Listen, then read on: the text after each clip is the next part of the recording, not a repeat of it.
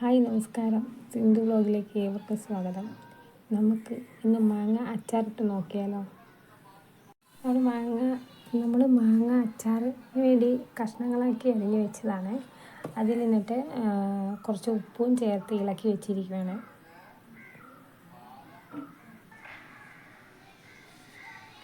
നമുക്ക് ഗ്യാസ് കത്തിച്ചു. നമുക്ക് പാൻ അടുപ്പത്ത് വെക്കാം. പാൻ നന്നായിട്ട് ചൂടായിട്ടുണ്ട്. നമുക്ക് ഇതിലേക്ക് വെളിച്ചെണ്ണ ഒഴിച്ചു കൊടുക്കാം. കുറച്ച് മതിയാവും.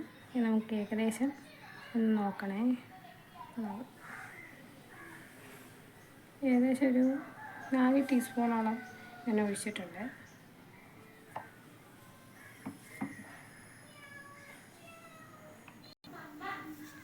എണ്ണ നന്നായിട്ട് ചൂടായിട്ടുണ്ട്. നമുക്കിനി 1/2 ടീസ്പൂൺ കടുക് ഇട്ട് കൊടുക്കാം.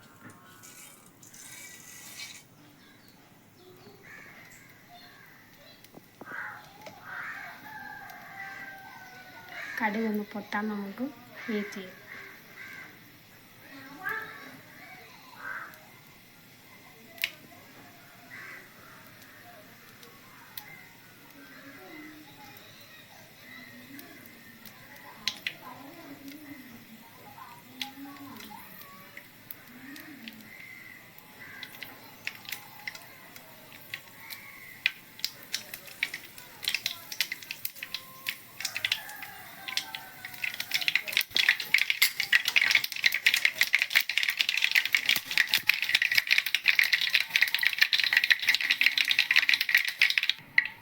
കടുകെല്ലാം ഏകദേശം പൊട്ടി ക്ലിയറായി. ഇനി നമുക്ക് ഇഞ്ചി വെളുത്തുള്ളി ചതച്ച് വെച്ചതാണ്, അതിട്ട് കൊടുക്കാം. ഒരു ചെറിയ കഷ്ണം ഇഞ്ചിയാണ്. ഇതിൽ 2 ടീസ്പൂണുകളാണ് ഇട്ട് കൊടുക്കാം. നമുക്ക് ഇഞ്ചി വെളുത്തുള്ളി ഒന്ന് മൂത്ത് വെള്ളം വരെ ഇളക്കി കൊടുക്കാം.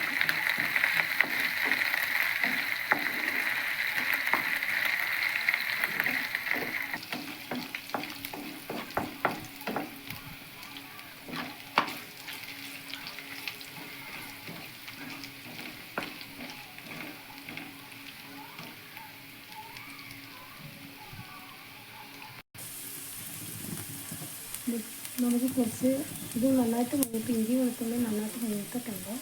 നമുക്ക് ഇതിലേക്ക് കുറച്ച് കറിവേപ്പില ഇട്ട് കൊടുക്കാം. എൻ്റെ കയ്യിൽ അടന്നതായിട്ടേ ഉള്ളൂ കറിവേപ്പില, അതാണ് ഇടുന്നത്.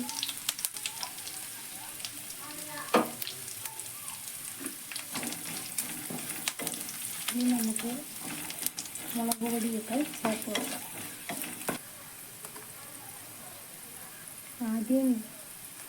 ആദ്യം നമുക്ക് മഞ്ഞൾപ്പൊടി ചേർത്ത് കൊടുക്കാം. ഒരു 1/4 ടീസ്പൂൺ മഞ്ഞൾപ്പൊടിയാണ്.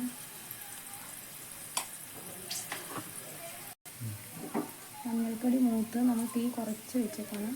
നമുക്ക് മുളക് പൊടി ചേർത്ത് കൊടുക്കാം.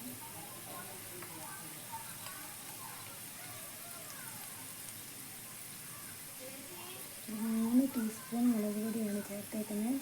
കാശ്മീരി മുളക് പൊടിയാണ് ചേർത്തേക്കുന്നത് കേട്ടോ. നമുക്ക് ഇളക്കി കൊടുക്കാം. പൊടി നന്നായിട്ട് മൂത്ത് വരുന്നിടം വരെ ഒന്ന് ചെറുതായിട്ടൊന്ന് ഇളക്കി നോക്കാം.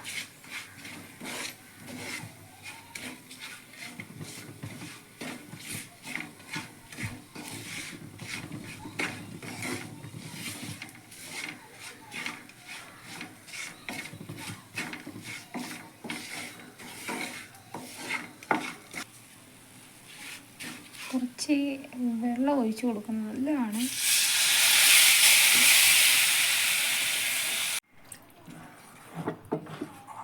നമ്മൾ ഇച്ചിരി വെള്ളം ഒഴിച്ച് കൊടുക്കാം. കാരണം എന്താണെന്ന് വെച്ചാൽ പൊടി കഴിയാതിരിക്കാൻ വേണ്ടി ചെയ്യണം. വെള്ളം ഒഴിച്ച് കൊടുക്കാം. നമുക്ക് മാങ്ങ ഇനി ഇതിലേക്ക് ഇട്ട് കൊടുക്കാവേ.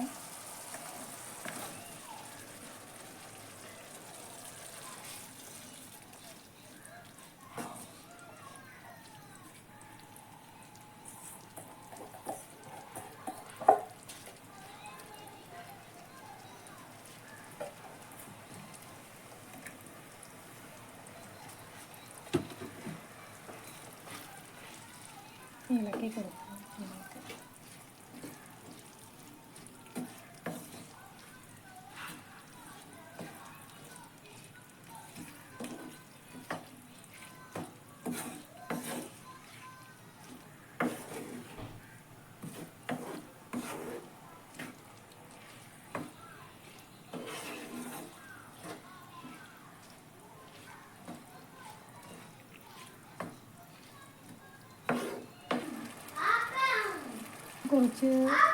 കുറച്ച് കായപ്പൊടി ചേർത്ത് കൊടുക്കാവേ.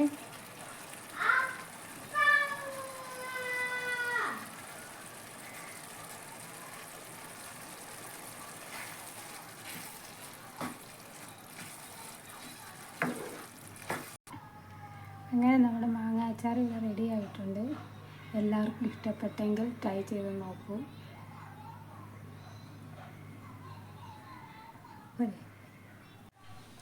നമ്മുടെ മാങ്ങ അച്ചാർ ഇവിടെ റെഡി ആയിട്ടുണ്ട്. എല്ലാവർക്കും ഇഷ്ടപ്പെട്ടെങ്കിൽ ട്രൈ ചെയ്ത് നോക്കുക. സബ്സ്ക്രൈബ് ചെയ്യാനും മറക്കണ്ട.